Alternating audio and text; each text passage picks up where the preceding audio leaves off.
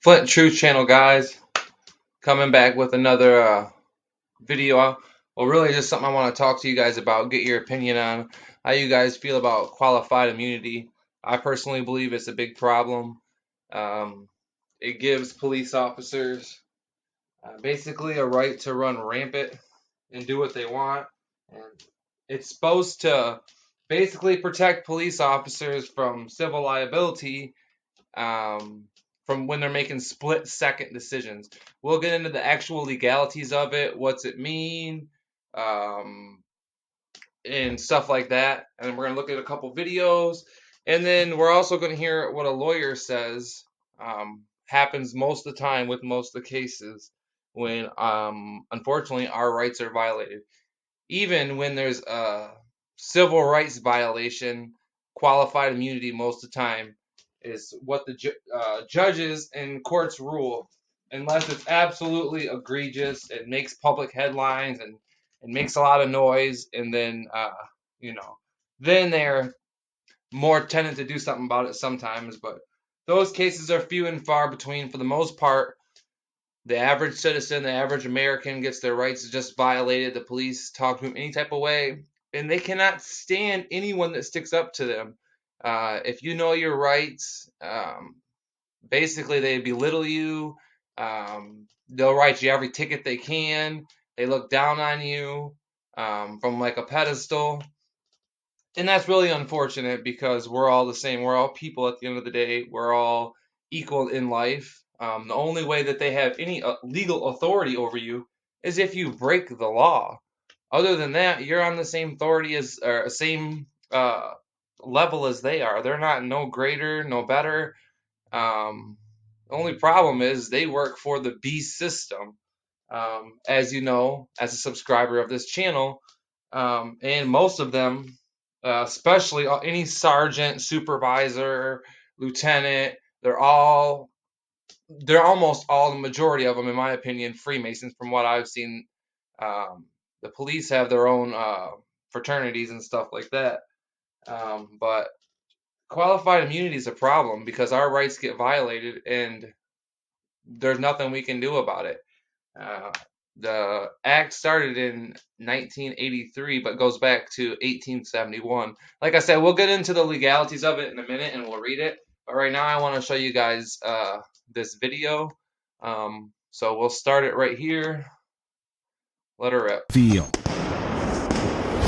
The officers used the battering ram to enter the wrong house. Entered the wrong house. And this happens more often than you think. Like a bomb in my house. Used flashbang grenades. Handcuffed the wrong man in the wrong house. Stop your hands! Get on the ground! Get on the ground now! And their get out of jail free card is I'm sorry and qualified immunity. That badge is a get out of jail free card. Exactly. Turn around! No. Turn around! A couple arrested after calling 911 to report a stolen car. It was just a nightmare from there on. Why did a judge say the detective who put them behind bars could not be held responsible? Outrageous. See, that's what happens. They're all part of the same brotherhoods and same fraternities, and the district attorney's office usually uses police officers to testify and put them under oath. So the last thing they want to do is prosecute them, because then that jeopardizes their credibility. And once that happens, then all the cases that they've ever done that get brought back up and yada yada yada. So they tend to stick with side with the police officer. They believe whatever the police officer says, to be honest, over a citizen's word. Unless you're, this is one thing I do want to say about policing, because policing is, most of it's for profit. It's not really for safety, and even the Supreme Court ruled that they're not responsible for our safety in a lot of situations. Now, maybe in certain situations, yeah, but I don't believe that they're in charge of our safety. But yeah, sad. Because you think I smoke marijuana? And the innocent people arrested for driving. arrested because you think I smoke car. Why am I under arrest? It was just a nightmare from there on. Why did a judge say the detective who put them behind bars could not be held responsible? You're arrested. Because they all work together, and because they're all part of the same brotherhood, same fraternities, and they're, when they're policing for profit, they're trying to make money. That's a big thing. What they like is, you guys all know about how they like to take people's stuff with their civil forfeitures order, where they take people's property. That's how they make the majority of their money, is by writing tickets and stuff like that. And that was what I was going to say just before I restarted this was, they make their money off people that are poor. They don't, yeah, they're not going to harass somebody, and sometimes yes, but very few and far between. Are they going to harass somebody that has money, that's driving a nice car, a BMW, a Jaguar, something like that, a Corvette? They pull them people over there, that person over, they're just likely to get a ticket, maybe even a warning.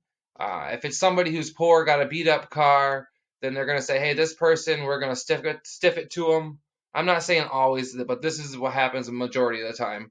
We're going to stiff it to them because we know that they don't have money to buy a lawyer. We don't have money to fight us in court. So they're going to have to take it and pay the ticket, or, let a warrant go out for the arrest, maybe work it off. A lot of courts don't let you work it off anymore. So they just want people's money, money, money. And it's really sad, guys, that we are okay with this as a society. Because you think I smoke marijuana? And the innocent people arrested for driving stoned when their blood tests came back clean. Something I have to carry for the rest of my life. Exactly. That's something she's going to have to carry for the rest of her life. And you want to know what's going to happen? What do you think is going to happen when they go to sue? Well, let's fast forward to the 5-minute part, and we'll find out. The team was already forcing its way into Henri's home.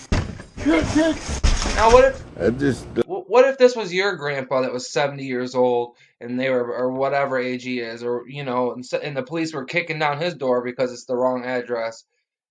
There's no excuse.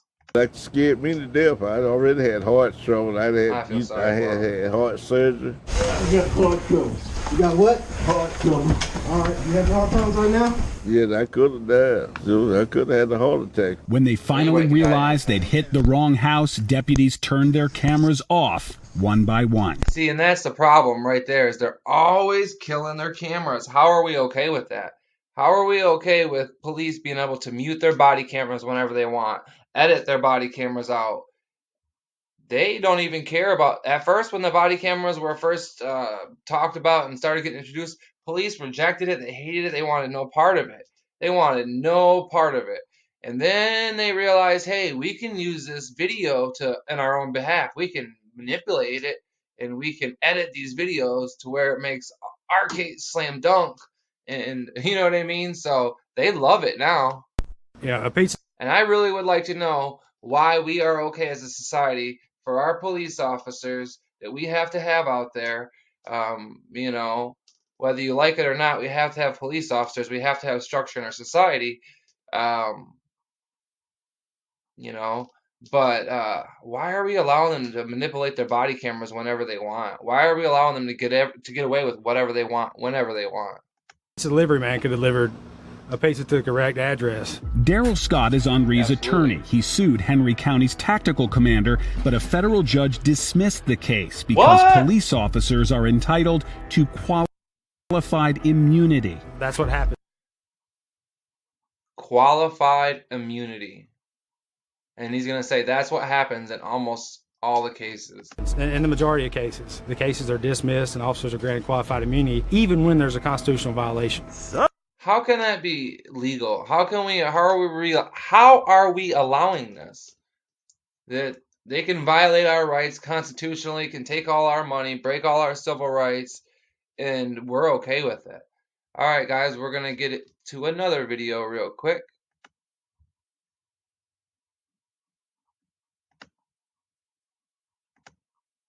Bear with me 1 second. I apologize. I'm just getting used to this, so All right, guys.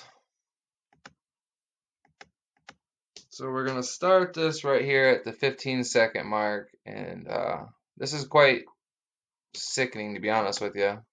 And we are uncovering even more disturbing details here. Dave Savini exposes officers ordered to kill their body cameras soon after bursting in on the wrong people.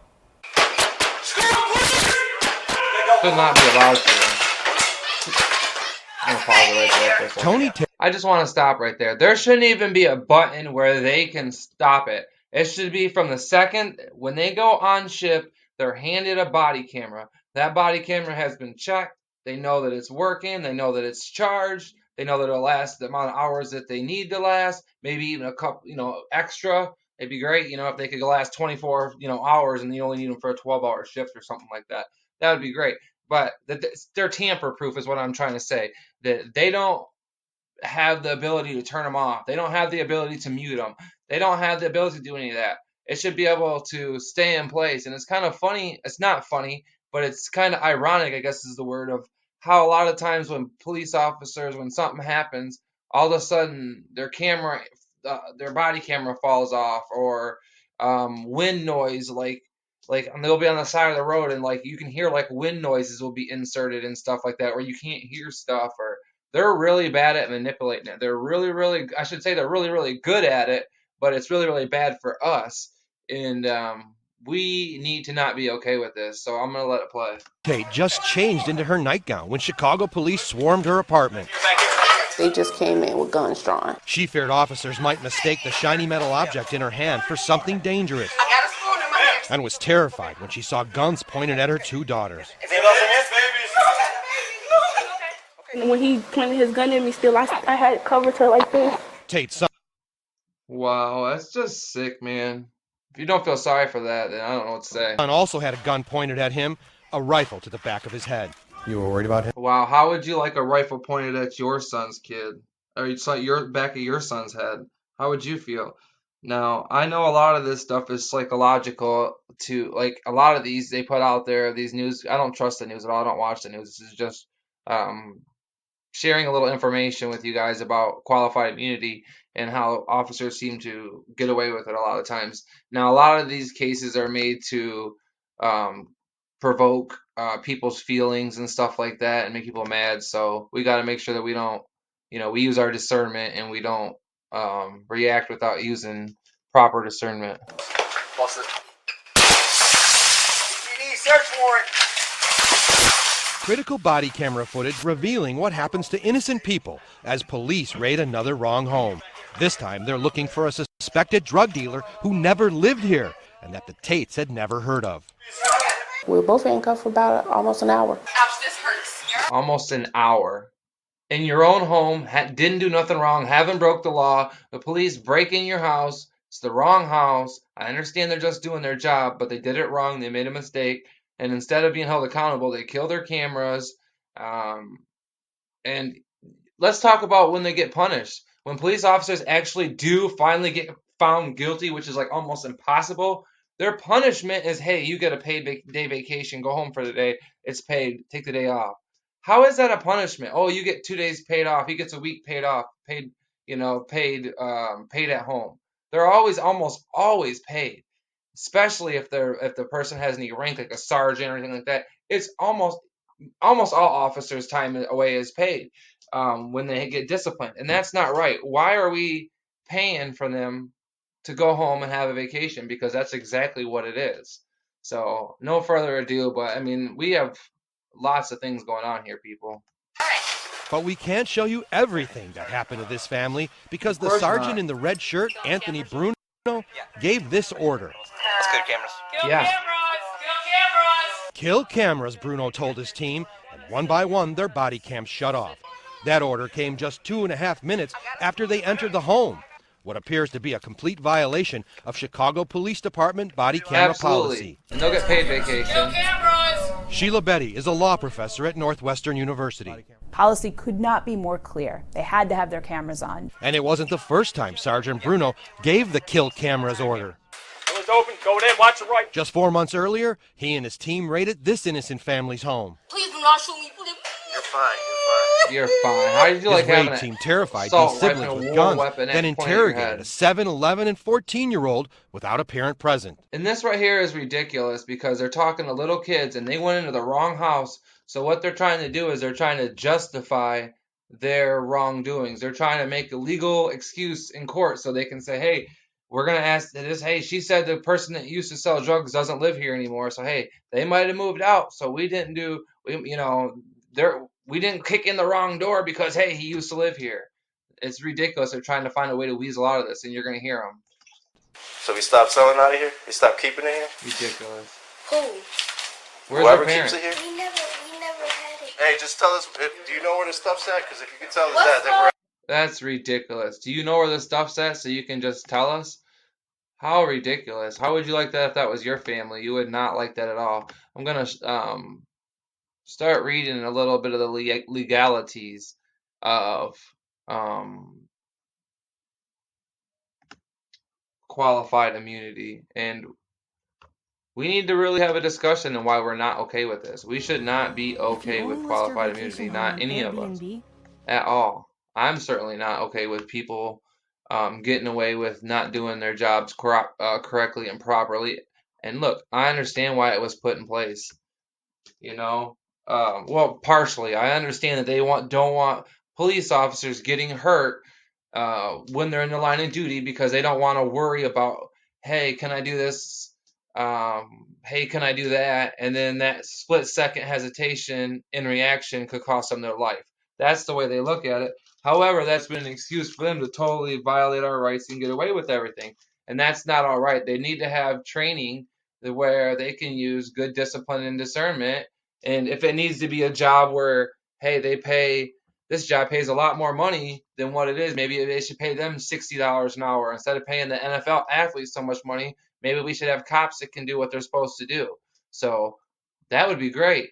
Take a little bit of money away from other, sections of people that are rich and that are not deserving of it, and pay someone that is deserving of it, and make sure that they're properly trained. So that way, that's all that they do constantly is train, and they know what they're doing. So that way, they're not out there seconds decisions that cost them their life. However, what we can't have is we can't have them totally getting away with violating our rights, right? So qualified immunity is a judicially created doctrine that shields government officials, all right?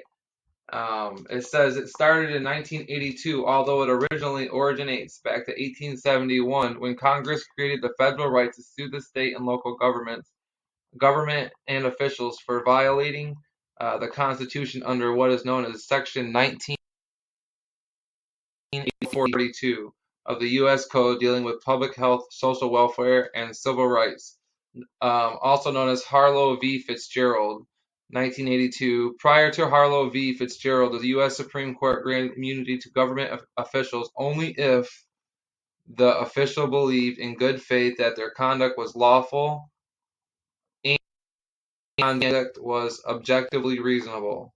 So there's statutory rights, and there's which are natural rights and legal rights, and then there's civil rights. Those are the rights that we have.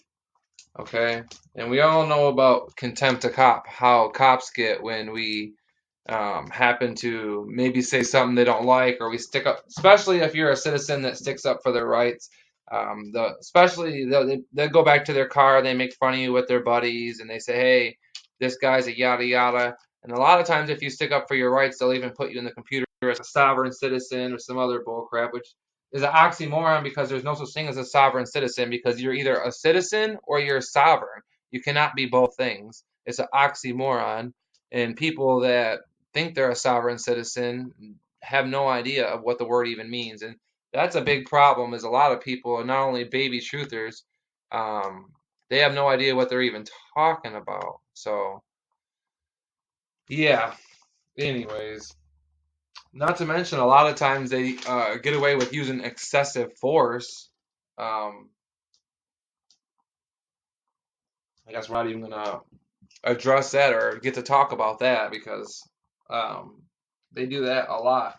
It says excessive force is force in excess of what a police officer reasonably believes is necessary. A police officer is held liable for using excessive force in an arrest, in an investigating stop, or other seizures. There are 6 levels of force: officer pressure or presence, verbal commands, soft controls, hard controls, intermediate, and lethal force. Can a police officer use excessive force? Law enforcement officials in their relations with persons in custody or detention, except when strictly necessary for the maintenance of security and order within the institution, or when when personal safety is threatened. Sorry, I can't read my own handwriting sometimes. And you want to know what's kind of funny is the number one crime that police officers are charged with, when it comes to misconduct, is police brutality, dishonesty, fraud, coercion, torture, and torture to force confessions. But the most common police misconduct is acceptance of bribes. That's not good. We got our police officers out there getting away with whatever they want with qualified immunity, picking on the poor, and then they get to accept bribes, go live fairy tale lives, go to the fraternal lodges, and it's something we really got to start talking about. Qualified immunity. In the United States, qualified immunity is a legal principle that grants government officials performing discretionary optional functions immunity from civil suits unless the plaintiff shows that the official violated clearly established statutory or civil rights. And I already read earlier what statutory rights are. In case you guys didn't hear, they're natural rights and legal rights. Okay, so or constitutional rights of which a reasonable person would have known. They already told us that even when there's a civil rights violation, they've already told us that most of the time they get the judge's rule in the cops' favor. And most of the time you can't even get them to investigate the cops, though. Sometimes they'll arrest you or harass you if you even try to file, and they'll do other tactics to stop you from filing. So anyways, continuing on, of which a reasonable person would have known. It is a form of sovereign immunity less strict than absolute immunity. That is intended to protect officials who make reasonable but mistaken judgments about open legal questions, extending to all officials but plainly incompetent or those who knowingly violate the law. Qualified immunity applies only to government officials in civil litigation and does not protect the government itself from suits arising from official actions. But we already know that it does, because we just heard the lawyer out of his own mouth say that most of the time they're not charged and they get away with it, and that's the honest to God truth right there. So in Pearson v. Ray, 1967, the Supreme Court first justified the need for qualified immunity from civil rights violation lawsuits for law enforcement officers by arguing that a policeman Lotz is not so unhappy that he must choose between being charged with dereliction of duty if he does not arrest when he had probable cause, or being punished with damages if he does. So, and then you got Bivens and 42 U.S.C. 1983 lawsuits. Qualified immunity frequently arises in civil rights cases, particularly those arising under 42C in 1983. Bivens v. 6 Unknown Name Agents, 1971, under 42 U.S.C. 1983. A plaintiff can sue for damages when state officials violate their constitutional rights or federal rights. The text of 42 U.S. 1983 reads as following: every person who, under color of any statute, ordinance, regulation, custom, or usage of any state or territory or the District of Columbia subjects or causes to be subjected any citizen of the United States or other person within the jurisdiction thereof the deprivation of any rights, privileges, immunities secured by the Constitution and laws shall be liable to the party injured. But we already been told by the lawyer, and you can look into it, it's what happens all the time, they get away with it. So it says the most modern test for qualified immunity was established in Harlow V Fitzgerald, 1982. And it says prior to Harlow v. Fitzgerald, the U.S. Supreme Court granted immunity to government officials only if, one, the official believed to be in good faith that their conduct was lawful and that the conduct was objectively reasonable. However, determining an official's subjective state of mind, i.e., example, Did they have a good faith and belief that their action was lawful? Required a trial, often by jury. Concerns over allowing suits to go this far deterred officials from performing their duties. Diverted officials' energy from processing public issues and deterred able citizens from acceptance of public office. The Supreme Court handed down the court rule for qualified immunity. Government officials performing discretionary functions generally are shielded from liability for civil damages. It's ridiculous. So they're shielded from civil liability damages. That's unreal. Insofar as their conduct does not violate clearly established statutory or constitutional rights of which a reasonable person would have known. Therefore, the application of qualified immunity no longer depends on an official's subjective state of mind, but on whether or not a reasonable person in the official's position would have known their actions in the line were clearly established legal principles. So, absolutely ridiculous. Qualified immunity only applies to acts that are discretionary rather than ministerial. Courts specifically distinguish discretionary acts from ministerial acts. A discretionary act requires an official to determine whether an act should be done or a course pursued and to determine the best means of achieving the chosen objective. By contrast, a ministerial act is of a clerical nature. The official is typing required to perform the action regardless of their own opinion. Even ministerial tasks will sometimes involve a small amount of discretion, but the discretion will not necessarily satisfy the requirements of satisfied immunity. So we'll end it there. It's a problem, guys. We need to really look at it, find another way that we can, where they can actually be held accountable and liable for their actions. I understand they got a duty to perform, but we really need to look at a lot of things. And like I said, the policing in America is not the way it should be. So Flint Truth Channel, if you guys like this, like, share, subscribe, and I also have the backup channel Flint Truth 2. Sorry, I had a funeral today, so I'm kind of thinking about other things. So I apologize, my mind's kind of wandering. But I pray for you all. I hope you guys are using good discernment. God bless you all. And I appreciate the likes and the subscriptions. Thank you guys. Take it.